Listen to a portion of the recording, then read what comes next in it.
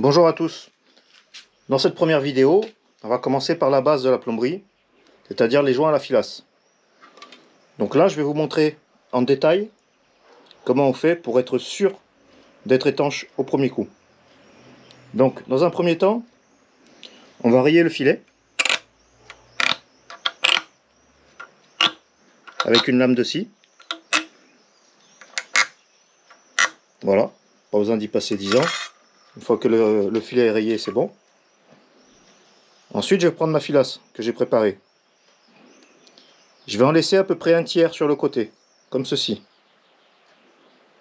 Là, je vais commencer à remplir à partir du deuxième filet. Vous allez voir pourquoi. Donc là, l'objectif, c'est de remplir les filets. Les creux entre les filets. Voilà.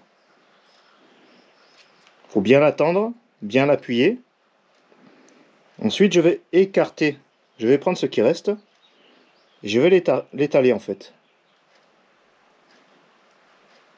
Vous voyez? Je l'étale tout en tendant bien la filasse. Il faut bien qu'elle soit tendue. Très important.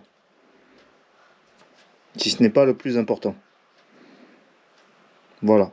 Donc là, je l'appuie bien. Je l'arrange. Ensuite, je vais prendre ma graisse. Geb, Griffon, il y a plein de marques qui font ça très bien. Pas la peine d'en mettre 3 tonnes. La graisse va surtout servir au démontage. Parce que même si je mets pas de graisse, ça sera étanche. Si mon joint est bien fait, ça sera étanche. Sauf que pour le démonter, ça va être la galère. S'il n'y a pas de graisse. Voilà, donc là j'ai mis ma graisse. Je prends mon raccord. Donc là, de suite, je trouve le bon pas. Parce que j'ai commencé au deuxième filet. Donc j'ai pas besoin de chercher et de galérer. Je prends ma clé. Je serre. Vous voyez, quand je tourne, la filasse ne tourne pas. Ça veut dire que le joint est bon. Il sera étanche. Là, je suis certain que ça sera étanche. Il n'y a aucun problème. Là, je suis sûr de moi. Vous voyez? La filasse ne bouge pas.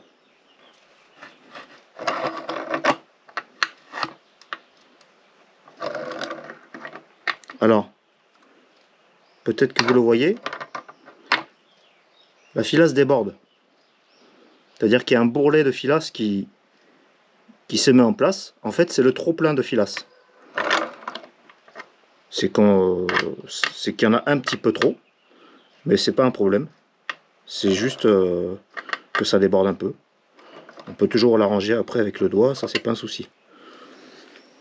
Voilà, donc là le joint, je suis sûr qu'il est étanche, il n'y a aucun problème. La filasse n'a pas tourné. Après pour l'esthétique on peut l'arranger un peu. On lui met un coup de doigt.